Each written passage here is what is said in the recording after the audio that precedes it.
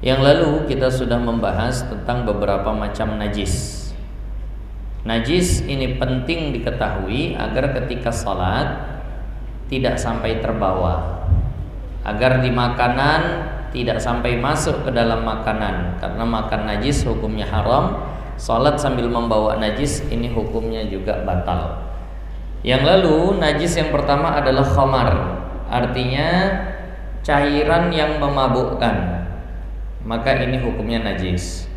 Yang kedua adalah anjing dan babi, B1, B2 kata orang biasanya, itu juga adalah najis. Apanya? Seluruhnya. Mau rambutnya atau bulunya, air liurnya, air kencingnya, keringatnya, manapun daripada anjing dan babi, maka itu semua adalah najis. Itu semuanya najis. Mau lagi hidupnya atau setelah matinya. Lalu kemudian yang najis berikutnya adalah wal maitatu, dan bangkai. Hewan selain anjing dan babi kalau masih hidup itu hukumnya suci. Hewan selain anjing dan babi kalau masih hidup hukumnya suci. Kucing hidup suci. Ayam hidup suci. Tapi anjing dan babi kalau hidup itu pun najis. Hewan-hewan yang ketika hidupnya suci itu bisa menjadi najis apabila mati. Kalau matinya tidak disembelih, atau mati disembelih tapi dia hewan yang haram dimakan. Kalau hewan yang haram dimakan, maka mati langsung jadi najis, mau disembelih ataupun tidak. Kucing haram dimakan, hidupnya suci, tapi setelah mati najis. Ular haram dimakan, ketika hidup suci, ketika mati dia najis. Tikus haram dimakan, ketika hidup suci dia, karena dia bukan anjing dan bukan babi itu ya. Tikus ketika hidup suci, begitu mati najis dia. Jadi kalau misalnya ada hewan-hewan yang seperti itu, jangan dibuang ke jalan. Entah jadi adat yang terbiasakan padahal tidak ada yang mengarahkan. Ular mati lempar jalan, tikus mati buang ke jalan. Itu kalau ada kendaraan orang melindasnya, telenggek dia, terlindas, itu kendaraan orang bannya jadi bernajis. Masuk ke rumah, kemana ya bernajis semua lantai rumah tadi. Jadi kalau ada gitu dihindari, karena itu najis. Hewan mati itu adalah najis hukumnya. Karena dia hewan yang haram. Kalau yang halal seperti ayam, kambing, lembu, hidupnya suci, matinya ada dua kemungkinan, bisa suci, bisa najis. Kalau disembelih dia suci, silahkan dimakan. Kalau mati tidak disembelih dia najis. Ini bedanya dengan yang haram tadi. Kalau yang haram dimakan, mau disembelih ataupun tidak, hukumnya ya najis. Karena dia memang hewan yang haram. Kecuali yang lalu sudah dibahas, manusia, ikan, dan belalang. Ini hidupnya suci, matinya juga suci. Pasti suci. Mau disembelih atau tidak, ikan itu suci. Belalang tuh mau disembelih atau tidak tetap suci. Hidupnya suci, matinya juga suci. Kemudian kita masuk kepada yang baru lagi. Apalagi yang termasuk najis? Waddamu, dan darah. Darah ini hukumnya najis. Ayam itu suci, tapi darah ayam ya najis. Ikan itu suci, tapi darah ikan itu ya najis. Darah kita sendiri pun itu najis. Maka misal ada air 1 gelas misalnya, kemudian masuk di sini ada air 1 gelas, masuk setetes darah, maka tak boleh lagi diminum. Tak boleh diminum. Itu kita punya kebiasaan kalau misalnya tangan luka kena pisau, biasanya disap, itu dilepehkan, habis itu kumur-kumur. Kenapa? Karena itu darah. Kalau diminum, ditelan air yang dihisap tadi itu tuh minum darah, makan darah, haram, nggak boleh. Itu darah. Tapi orang dulu ya, sekarang ya alhamdulillah udah jarang. Darah itu dimakan, darah lembu, darah kambing, karena dia cepat mengental, langsung kayak tahu dia jadi. Bisa dipotong, dicetak petak-petak. Orang sana bilangnya didih atau marus. atau segala macam namanya lah. Haram tuh, nggak boleh makan darah begitu. Nah, berdosa. Hurrimat alaikumul maitatu wad damu, diharamkan atas kalian bangkai dan darah. Walahmul khinzir, dan daging babi. Nah, itu artinya yang najis-najis lah tuh. Bangkai, darah, daging babi itu haramnya kenapa? Karena najis tadi itu. Nah, di darah ini adalah najis. Nah, jadi jangan sampai termakan, jangan sampai terminum. Nah, itu yang seperti itu tidak dibenarkan darah. Kemudian wal qaih, dan nanah. Nanah juga adalah najis. Bisul pecah keluar putih. Nah, itu nanah. Itu najis. Nah, itu najis. Nah, inilah yang menjadi minuman orang-orang di neraka nanti. Nah, dikasih minuman seperti itu, tidak menghilangkan dahaga, tapi semakin menyiksa, baunya segala macam. Jadi di neraka itu tidak ada kenikmatan, nggak ada enak-enaknya. Mereka lapar diberi buah zakum. Buah zakum itu buah yang ketika dimakan itu dia ada besi atau ada kail pancingnya dalam banyak. Jadi kalau dimakan pasti nyangkut di kerongkongan. Nah, mereka udah tahu tuh begitu, tapi karena laparnya luar biasa, nggak dikasih makan, dikunyah juga, dimakan juga, ya nyangkut di kerongkongan. Nah, lalu mereka mengadu, ya Allah, kami di dunia kalau kesedak begini dikasih minum sama Allah. Nah, dikasih nanah, dikasih darah, kemudian yang terakhir dikasih timah cair. Nah, hamim, timah cair, diminum meleleh lehernya, habis semuanya, nggak ada kenikmatannya. Jadi ini tadi qaih, nanah itu adalah najis. Dam, darah yang merah, qaih, nanah yang putih, dua-duanya itu adalah najis. Wal qaih, dan qaih itu artinya muntah. Muntah ini juga adalah najis. Yang sudah masuk melewati rongga kerongkongan, kalau keluar lagi, mau keluarnya dari atas atau keluarnya dari bawah, itu hukumnya najis. Kepada ibu-ibu, kepada mama-mama yang punya anak kecil, nah ini biasa anak kecil rentan dengan gumoh ya bahasa gitu. Gumoh, paham lah ya gumoh ya. Muntah susu, kebanyakan minum susu, kemudian muntah. Katanya nggak tahu bahasa Indonesia ringkasnya itu apa, tapi kami bilangnya gumoh. Nah itu kalau gumoh tuh air susu tuh udah ditelannya belum tuh? Udah ditelan, berarti kan udah lewat kerongkongan. Lalu keluar lagi, ya mohon maaf, gumoh tuh najis. Jadi kalau misalnya lagi gendong, tiba-tiba anaknya muntah, susu kena pakaiannya, ingat jangan dibawa sholat. Kalau dibawa sholat nggak sah nanti sholatnya. Kenapa? Karena itu adalah najis. Nah, pokoknya sesuatu yang dimuntahkan. Waraus, dan kotoran.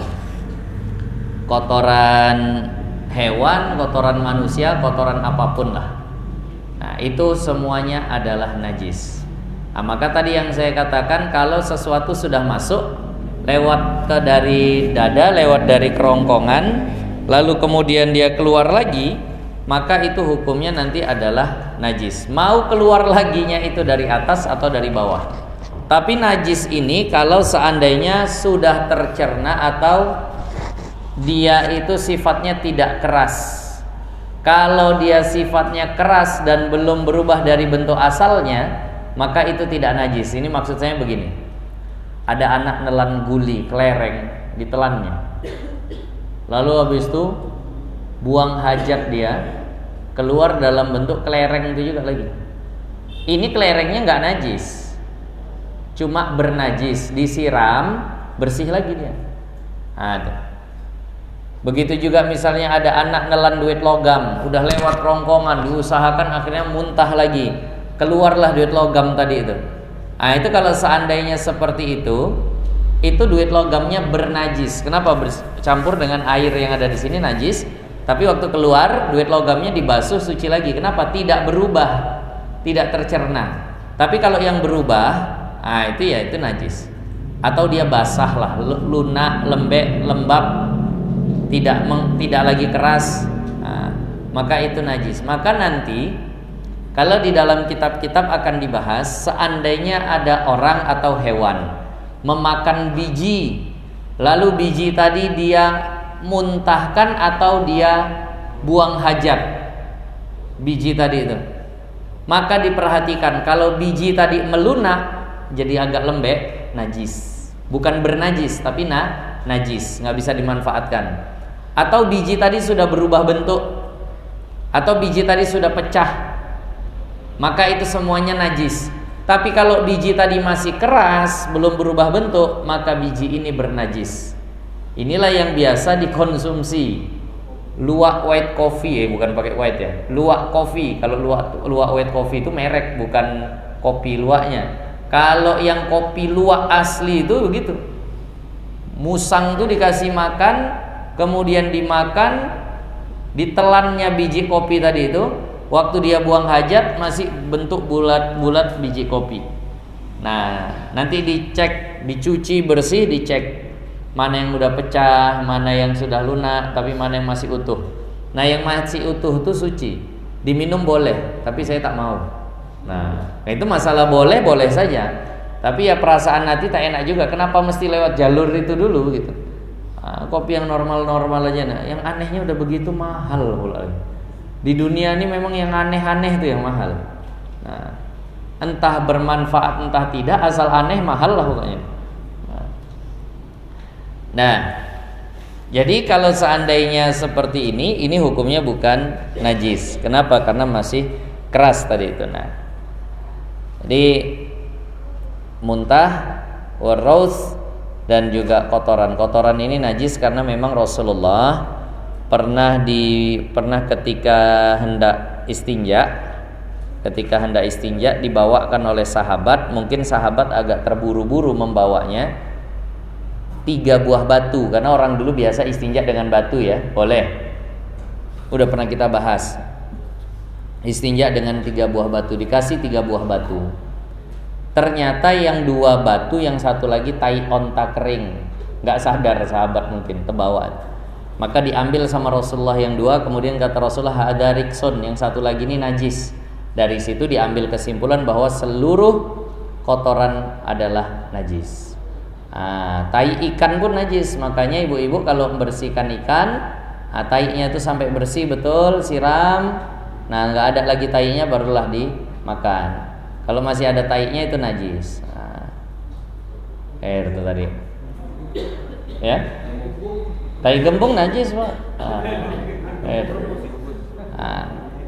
Gembung rebus itu gimana gembung rebus? Sebenarnya begini, yang perlu dikasih masukan itu atau diarahkan itu tukang ikan gembungnya itu. Cuci dulu, bersih kayak ikan biasa itu dulu, bersihkan dulu tainya, baru kemudian disusun, kan bisa sebenarnya. Bersihkan dulu kotorannya, kemudian susun di keranjangnya itu, baru direbus kan bisa. Cuma kan malasnya ini jadi masalah itu tadi. Ya, mau tak mau itu tetap najis. Ada kotoran tai ikan yang tidak najis. Kalau ikannya tuh kecil. Kalau ikannya kecil seperti ikan teri, ikan asin. Kalau ikan gemuk kerang itu juga kecil, jadi dimaafkan. Silahkan dimakan, nggak masalah. Tapi kalau ikan gembung rebus, mungkin kalau ada yang kecil-kecil boleh lah. Yang 2 jari, 3 jari mungkin itu, 2 jari. Tapi kalau udah agak besar betul, yang nggak bisa sekali makan lah mungkin begitu ukurannya. Nah itu udah nggak bisa. Jadi kalau mau beli gembung rebus itu yang kecil-kecil aja. Itu tainya dimaafkan, betul dalam kitab. Tapi kalau yang besar pendapat paling kuat itu tidak dimaafkan. Jadi memang yang perlu ngaji ini bukan cuma ustadznya, bukan cuma guru-gurunya, tapi semua profesi harus ngaji. Jadi tahu gembung rebus itu bersihkan dulu, kan nggak masalah kan, dibersihkan dulu baru disusun di keranjang gitu, baru direbus. Cuma kan malasnya itu aja. Nah malasnya itu aja akhirnya jadi masalah. Nah jadi ya kalau ditanya ada nggak pendapat yang menghalalkan makan gembung rebus tuh, artinya makan ikan beserta tai-tainya. Ada pendapat yang mengatakan itu boleh, namun pendapat yang paling kuat mengatakan tak boleh. Jadi untuk hati-hatinya kita ya Yang ini sajalah, yang aman sajalah. Kalau mau, mana tahu di sini ada yang tukang jual gembung rebus, ada pengolahnya, bersihkan dulu. Bersihkan dulu. Nah, kadang saya pun itu tadilah yang lalu. Nah, tentang tainya kotoran, ya tai ayam, najisnya kotoran. Tai ayam itu ya najis, kan begitu. Tapi betapa banyak orang yang telurnya masih ada tai-tainya itu dimasak saja, dipecahkan aja. Waktu memecahkannya itu cangkang yang bernajis tuh bisa kena ke bagian dalamnya. Ini telur bulat dipecahkan, krek, masuk dia, kena dia, tersentuh dalam situ sedikit dengan najis. Apalah payahnya dicuci dulu? Ya sama alasannya, malasnya aja itu tadi. Wah, lambat begini begitu. Apalagi ya mohon maaf. Yang jual-jual mie balap, nah nggak ada salahnya dicuci dulu. Nah, wah kalau dicuci tak jadi mie balap loh Ustaz, mie lambat jadinya. Mau balap, nyuci lagi lambat jadinya. Nah, jadi sebenarnya tak payah, kumpulkan aja telur itu di apa sih namanya, keranjang yang ada baskom yang bolong-bolong tuh. Ambil air, siram, ser. Kalau yang dia tak ada tainya, udah langsung suci lah tuh. Yang ada tainya lah paling memang harus dihilangkan ainnya. Kalau dia nggak ada tainya, siram aja begitu udah suci. Nah, saya pribadi termasuk yang memang kalau beli mie balap lebih memilih yang telurnya itu letaknya tidak di sarangnya. Kalau letaknya di sarangnya itu berarti belum dicuci, itu kan gitu. Tapi kalau udah di baskom, ada husnuzon kita, berarti udah dicuci baru dipindahkannya ke baskom. Tapi kalau yang masih nampak di sarangnya, wah agak berat memang. Tapi kalau yang udah dipindahkan ke baskom, ini mungkin udah dicuci dulu. Ada husnuzon kita begitu. Nah, jadi maka ini harus difahami. Makanya selalu saya katakan semua orang wajib belajar fikih. Nah, ya tentang sholatnya iya, tentang wudhunya iya, tapi tentang keseharian, tentang aktivitas harian itu juga ada aturannya dalam Islam, ada sunnah-sunnahnya, ada panduan-panduannya agar tidak terjadi perkara yang haram tadi itu. Kotoran ini najis. Wal baul, dan air kencing. Air kencing ini juga najis. Nah, air kencing ini juga najis berdasarkan hadis yang disampaikan oleh para sahabat ketika ada orang yang kencing di Masjid Nabawi. Ada seorang Arab Badui, memang cara berpikirnya mungkin pun nggak bijak, aneh lagi. Sahabat lagi zikiran, lagi bagaimana, kemudian ada yang kencing di masjid itu, marah semua. Nah, akhirnya semua sahabat bangkit mau dihajar orangnya. Kata baginda Nabi, udah biarin dulu. Nah, setelah orangnya selesai, kata Rasulullah, afrid alaihi danuban minal ma', tuangkan satu timba air ke atas air kencingnya. Ini menunjukkan air kencing itu najis. Karena dulu masjidnya itu pasir, namanya padang pasir. Siram atasnya, nyerap ke bawah, suci lagi di atasnya. Kalau sini ada yang kencing, meriah. Nah, ambil karpetnya segala macam kan begitu. Nah, kalau seandainya seperti itu. Tapi ya pandai-pandai lah. Ini kalau karpet gini nggak apalah sulit. Yang payah itu kalau misalnya langsung ke lantai itu lebih meriah. Kalau karpet geser dia ke ujung sana, mana yang kena itu aja siramkan, habis itu masukkan lagi, udah beres. Nah, jadi ini menunjukkan najisnya air kencing tadi itu.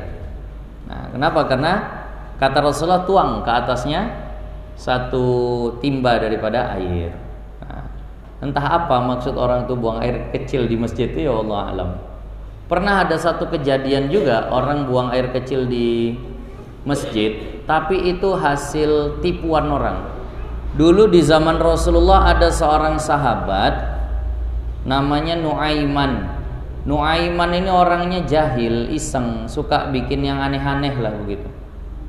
Sering bikin perkara. Rasulullah pun bahasanya pernah dikerjai, Nabi dikerjai.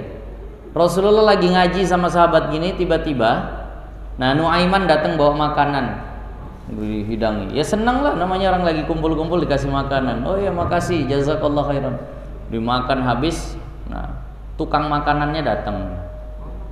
Habis itu bilang, ini belum dibayar. Oh ya Allah, ngasih tapi belum dibayar. Ditanya, Nuaiman kok begitu ngasih belum dibayar? Ya Rasulullah, aku pingin sedekah kepadamu tapi aku nggak punya duit. Jadi main kasih saja ya Allah. Tapi Rasulullah ini seneng. Jadi akhirnya dengar dia ketawa. Gitu. Itu Nuaiman. Jadi kisah yang berkaitan sama air kencing tadi itu, ada orang buta sampai di kota Madinah. Nah, kemudian dia sesak buang air kecil. Nanyanya ke orang yang salah, ke Nuaiman pula yang jahilnya luar biasa. Aku mau buang air kecil, toiletnya di mana? Aku baru di Madinah, nggak tahu. Oh ayo, ya. Dibawa sama Nuaiman ke dalam masjid coba. Ya Allah ya Rabb. Orang lagi begini, dah kencing nih. Oh ini toilet ya, oh, buka celana langsung buang air kecil. Tengok sahabat lu, ini kok ada orang ngencingi masjid, didatangilah orang buta. Nah, akhirnya dibilang, kok ini masjid loh, tadi ada orang nuntun aku kemari katanya ini adalah toilet, bukan ini masjid Nabi. Malu betul lah aku katanya. Siapalah sampai hati tega betul mengerjai aku seperti ini, nipu aku seperti ini. Semua orang langsung bilang itu pasti Nuaiman. Nggak ada orang yang seperti itu, cuma Nuaiman. Akhirnya dia, tolonglah cari Nuaiman, aku dendam betul, malu aku sama Rasulullah, malu aku sama sahabat-sahabatnya, aku ngencingi Masjid Nabawi. Nah, akhirnya dicari sana sini nggak jumpa. Memang kata sahabat tuh payah nyari Nuaiman ini. Nah, orangnya kalau dicari jarang jumpa. Nah, lalu akhirnya orang tua ini duduk. Lalu ternyata Nuaimannya datang, tapi suaranya dirubah. Bapak cari siapa? Aku nyari Nuaiman. Ada apa? Aku ditokoi. Dibilangnya toilet, rupanya kamar mandi. Oh bapak mau cari Nuaiman, sini biar ku antar sama Nuaiman. Diantar, padahal dia sendiri itu. Diantar, dibawa. Bawa kayaknya muter-muter, padahal dibawa lagi ke masjid. Dibawa ke dekat mihrab imam. Saat itu Sayyiduna Utsman bin Affan, khalifah. Udah meninggal Sayyiduna Abu Bakar, Sayyiduna Umar, saat itu khalifahnya Sayyiduna Utsman bin Affan. Lagi sholat. Itu di depan bapak, itu Nuaiman. Nah, kalau perlu dihajar aja pak sekalian. Ya Allah. Digebuki Sayyiduna Utsman bin Affan, bangkit lagi para sahabat. Loh ini ada apa? Kenapa Tuan Khalifah dipukuli? Wah bergetar orang betul. Tuan Khalifah? Iya. Lo kata orang tadi yang nganter itu Nuaiman, ini adalah Nuaiman. Nah, 2 kali yang tadi kerjai sama Nuaiman. Nah, di Masjid Nabawi kisahnya 2 kali dikencingi orang.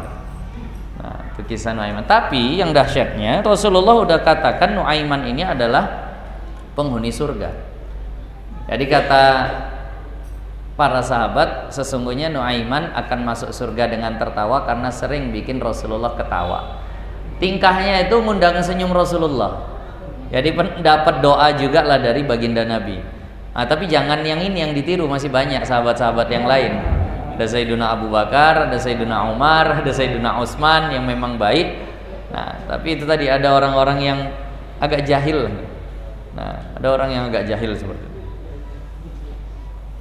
Nah, banyak sahabat yang tak luput daripada tingkah daripada Nuaiman. Tapi Rasulullah ketika dengar ceritanya ketawa. Rasulullah sering dengar ceritanya kemudian tertawa. Nah, jadi air kencing ini najis. Nah, berdasarkan hadis tadi, ketika Masjid Nabawi dikencingi, Rasulullah minta supaya disiram.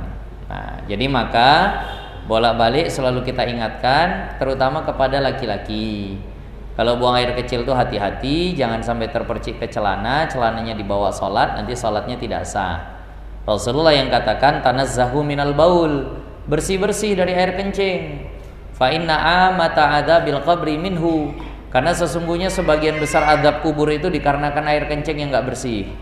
Maka mohon maaf, setelah buang air kecil dianjurkan melakukan istibra.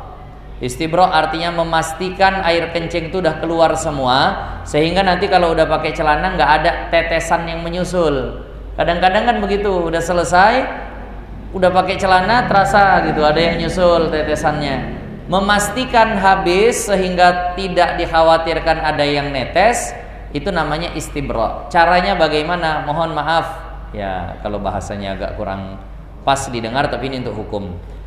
Yang pertama caranya dengan berdehem. Habis buang air kecil berdehem. Kalau kita berdehem, coba berdehem pasti perut bawah tertekan. Kalau kita Nah, kalau kita begitu perut bawah tertekan, itu menghabiskan yang di dalam. Yang kedua, dengan cara bin natri, dengan cara digerakkan supaya memang betul habis. Yang ketiga bidalki, ya ini mohon maaf dengan cara dipencet-pencet sampai memang betul-betul habis. Nah, barulah habis itu istinja, baru kemudian pakailah lagi celananya. Nanti nggak akan khawatir. Nah, ada lagi yang menyusul-nyusul. Karena kalau memang menetes, nampak tetesannya, ya menjadi bernajis, sholatnya menjadi tidak sah kalau begitu. Maka air kencing ini adalah najis. Yang kemudian berikutnya yang najis adalah al-mazyu, mazi, wal wadiyu dan wadi. Mazi dan wadi yang keluar dari kemaluan manusia, kemaluan depan, itu ada 4 macam ya. Mani, air kencing, mazi, wadi, kan gitu. Kalau air kencing kita udah paham lah, nggak usah dibahas. Mani, kalau mani itu suci ya. Mani bukan najis, mani itu suci. Udah pernah kita bahas dulu. Kenapa? Memang Rasulullah yang katakan bahwasannya, nah, fa innahu bimanzilatil busaq wal makhat, sesungguhnya air mani itu posisinya seperti air ludah dan air ingus. Menjijikkan iya tapi dia suci, kayak ingus. Ingus itu jijik orang tapi suci. Ludah itu pun orang jijik tapi suci. Nah, mani itu seperti itu, jadi suci.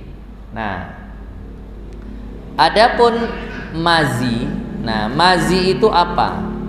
Mazi itu adalah cairan yang warnanya juga enggak bening, agak keruh. Nah, biasanya keluar ketika syahwat mulai naik. Berbeda dengan mani. Kalau mani itu keluar ketika syahwat sudah sampai puncak. Ini mazi adalah yang keluar ketika syahwat mulai naik. Nah, dia akan keluar membasahi kemaluan, mohon maaf. Nah, itu hukumnya najis. Itu hukumnya najis. Nah, mohon maaf, ini banyak biasanya dialami oleh perempuan. Ketika syahwatnya sudah mulai naik, maka akan keluar yang basah di situ. Nah, itu hukumnya najis sebenarnya. Tapi mohon maaf, kembali bahasanya banyak yang mungkin kurang pasti didengar. Kalau mau melakukan hubungan badan nggak masalah dalam keadaan seperti itu. Nah, apakah mesti dicuci dulu? Tidak. Kalau seandainya ada yang basah-basah seperti itu dimaafkan. Kalau dicuci dulu, bahkan sebagian ulama itu akan menurunkan syahwat lagi. Mohon maaf lah bahasa kita, menghilangkan mood kalau itu seandainya dicuci lagi. Jadi maka itu dimaafkan kalau seandainya dilakukan hubungan badan dalam keadaan seperti itu. Tapi seandainya itu keluar, kena ke pakaian ataupun ada kena ke bagian tubuh yang lain, itu wajib dibasuh sebelum sholat. Kalau dibawa sholat maka nanti tidak sah. Nah, itu namanya mazi. Ada yang namanya wadi. Nah, wadi ini biasanya keluar mengiringi buang air kecil, banyaknya di laki-laki justru. Habis buang air kecil, selesai buang air kecilnya ada cairan berwarna lain agak ikut. Nah, itu namanya wadi. Nah, itu hukumnya najis. Air kencing najis, mazi najis, wadi najis. Nah, mani itu suci, bukan najis. Mani itu suci, bukan najis. Bisa paham ya? Jadi ini kalau seandainya keluar bisalah membedakan. Nah, yang mani, iya, dia tidak najis tapi wajib mandi. Nah, itu tadi. Bukan berarti wajib mandi itu karena najisnya, bukan. Wajib mandi itu karena hadas besarnya.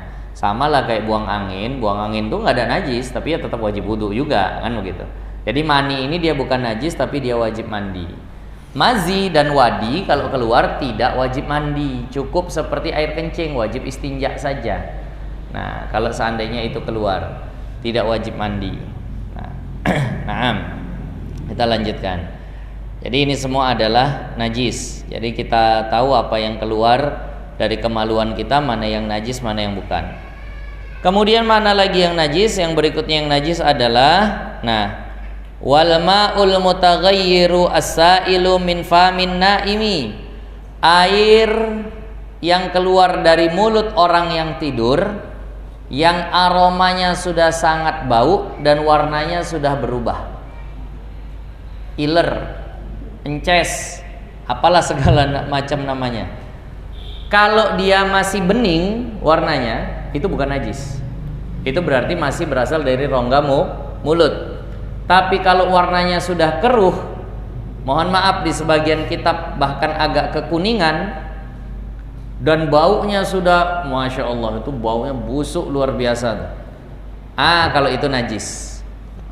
Jadi ya makanya sekarang ini karena memang membersihkan masjid ini agak sulit, wajar kita dapati itu bacaan, kami sangat berterima kasih bila Anda tidak tidur di dalam masjid. Kenapa? Kadang orang tidur nih, itu tadi lah. Nah, tumpah sana tumpah sini, akhirnya jadi kerjaan BKM. Nah, payah membersihkannya. Nah, walaupun dulu masjid ini memang tempat tidur. Nah, Sayyiduna Ali bin Abi Thalib itu sering tidur di masjid. Sayyiduna Abu Hurairah ya tidurnya di masjid. Nah, tadi. Maka masjid itu senantiasa terbuka, kan gitu. Dulu orang dulu memang masih bagus-bagus, dan masjid itu apa bahasa kita, nggak banyak barang berharga di dalamnya. Sekarang 24 jam terbuka, AC hilang, kota infak tercongkel, sound system hilang, akhirnya udahlah tutup dulu lah biar aman. Tambah itu tadi, orang sekarang ke masjid tidurnya iya, sholatnya enggak. Siang habis zuhur itu ada di beberapa masjid di daerah saya ngajar dulu, di daerah Pancing, atau Wabin, Albayan segala macam, itu zuhur banyak yang tidur. Begitu bunyi tip ngaji asar, bubar orang tuh pergi. Tak sholat, tidur aja. Itu juga yang memang agak kesel kita ngapainnya. Tidur ini bukan tempat tidur, ini tempat ibadah. Kalau tidur rame tidur tuh, mulai tak sana, dingin kan AC. Begitu hidup bunyi ngaji-ngaji, bising mereka rasa pergi keluar. Sholat tidak. Ini yang keterlaluan. Jadi kalau keluarlah ences tadi itu dilihat. Kalau seandainya dia masih bening itu suci. Tapi kalau sudah keruh dan baunya sudah lebih, ya umumnya ences itu bau.